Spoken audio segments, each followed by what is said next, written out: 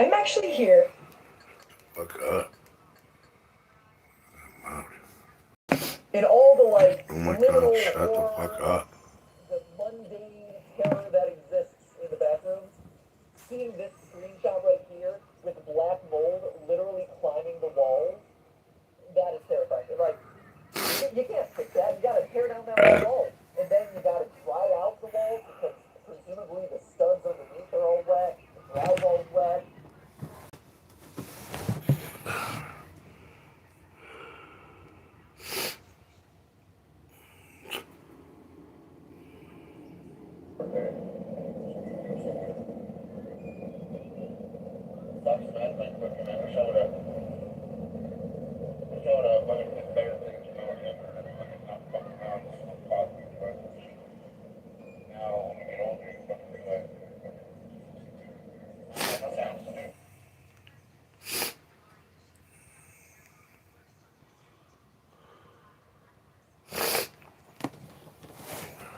On May 23rd.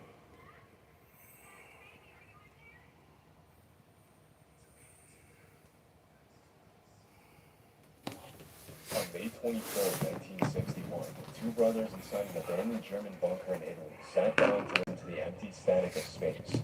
Over the years, they had pulled all kinds of strange sounds from that static. What came through their headphones on this particular night had the potential to change the entire history of space exploration. What they heard was the voice of a woman speaking in Russian.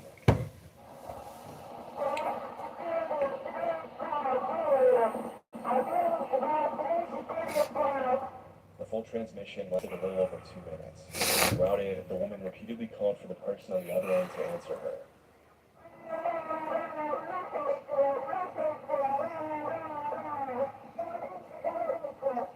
As the transmission continued, she began mentioning her breathing and oxygen.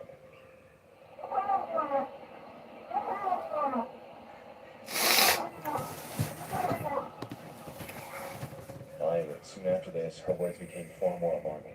She claimed the temperature was rising and repeatedly said that she felt hot, like she was in some sort of immediate danger.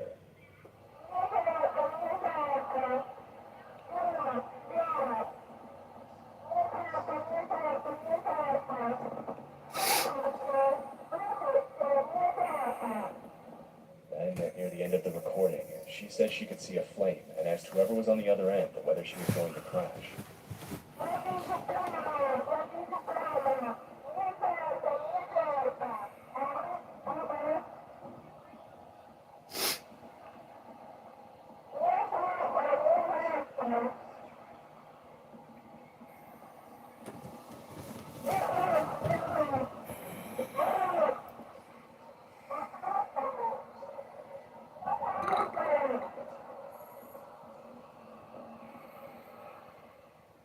And with that, the transmission abruptly ends.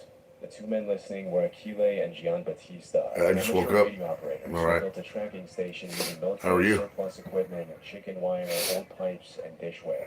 But despite its homemade construction, the brothers were far from inexperienced.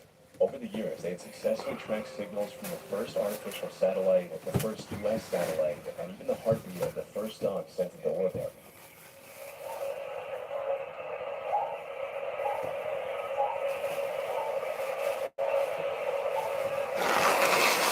In other words, their station had become one of the most capable amateur space tracking operations anywhere on Earth, which is exactly what makes the recording of the woman speaking Russian so difficult to dismiss. The voice had appeared on a frequency the brothers associated with Soviet spacecraft. However, unlike the beeps and telemetry they normally intersected, this was unmistakably a human being who was in serious trouble. From the translated words, the brothers claimed they were hearing a Soviet cosmonaut trying to contact ground control as a fire spread throughout her spacecraft and she began burning during the descent back to Earth. And they believe I got an appointment today. Tomorrow I gotta go and fucking try again next week too. But as soon as they made the If not, I'm going to a fucking warehouse. Fuck that shit. This transmission was supposedly captured only 6 weeks after Yuri Gagarin Nothing. became the first officially recognized human being in space. If the brothers were right, the Soviets had launched another crewed mission almost immediately afterward. What about that? This time with women aboard. That would mean Valentina Tereshkova, who in 1963 wasn't actually the first woman in space. She was simply the first one who came back alive. For that to be true, the Soviets would have had to launch and lose another female cosmonaut that erased the entire mission from the public record. So, to many people, this story was simply too unrealistic, and they chose to believe in a much simpler explanation, that the Italian brothers had made up the entire thing. Their earlier recordings had already brought them considerable attention, and critics believe this mysterious woman was doing an attempt to keep that attention alive. And one of the first objections the experts raised was the physical impossibility of the transmission. You see, as the spacecraft tears back into the atmosphere, the air surrounding it becomes intensely heated and ionized, forming a layer of plasma that blocks or severely weakens radio signals. This is exactly why mission control can lose contact with the spacecraft for several minutes during the most dangerous stage of the descent. Easy peasy. So, if the woman in the recording was already burning through the atmosphere, the brothers should never have been able to catch the transmission in the first place. But if we listen closely to the exact words the woman says, it leaves room for another possibility. She mentioned heat and a visible flame while she was still asking clear questions and transmitting continuously. This could also stack of cats communications blackout. The rising temperature might have come from an electrical fire or a failing temperature control system inside the spacecraft from the atmosphere. That she sounded more confused than terrified. She might still have been trying to understand what was going on. Gotta have the morning beer. The end of the recording might have been the exact moment the plasma blackout finally turned off. But the technical problem was not the only reason people got the tape. Over the years, many Russian speakers have argued that the woman doesn't sound like a native speaker at all. In fact, many claim that her voice is cadence, which led many critics to believe that brothers from their sister, who was known to be learning Russian at the time. On top of this, a number of experts have also pointed out that the woman in the recording I don't know, because I'm thirsty. She's over there watching her phone. The official documents doesn't reveal a single mission record from that period that ever indicated that the Soviets were planning to send a woman into space in 1960.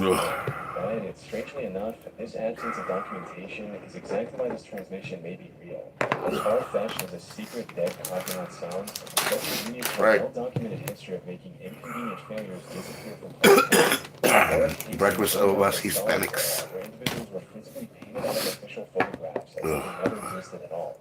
Similarly, after the collapse of the USSR, declassified documents revealed multiple deadly accidents connected to the space program that had been kept hidden from the world for decades. These included the Nedelin catastrophe, where a launch pad explosion killed 78 people, and Valentin Bondalienko, a cosmonaut trainee who burned to death inside an oxygen-rich pressure chamber.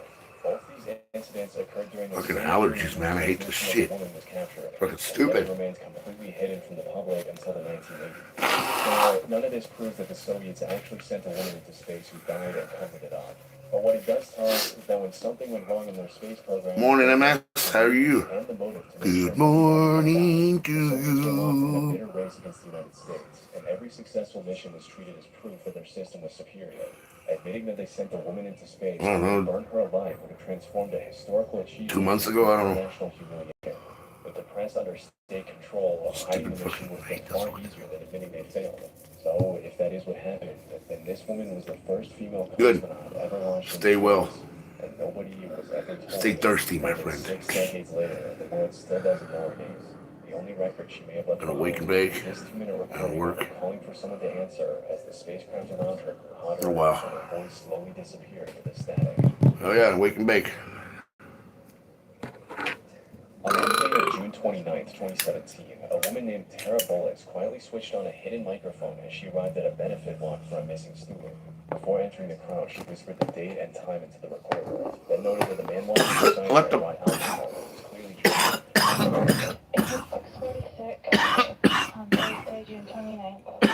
What the fuck was that? What the fuck was that? So I'm thinking I'm just going to turn this on right now so that it's on while we walk. This is kind of ridiculous.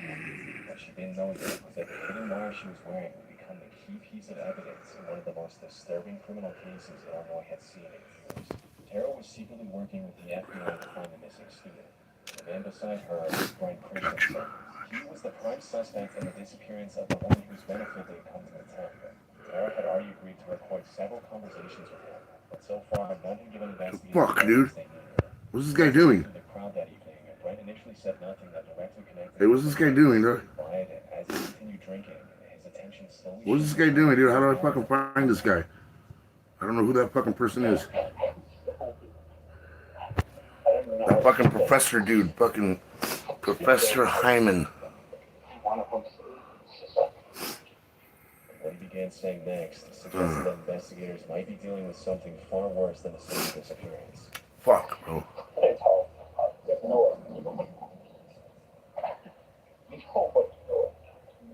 I don't know who he is. I can't find his name.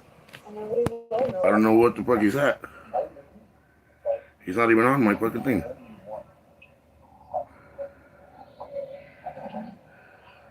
See? The woman Glenn was talking about was 26-year-old Ying Jang, a visiting scholar from China who had arrived at the University of Illinois only 2 months earlier to research film production. On June 9th, Ying was traveling to an off-campus apartment complex where she planned to sign a new lease. After missing her connecting dots, surveillance cameras showed her walking several blocks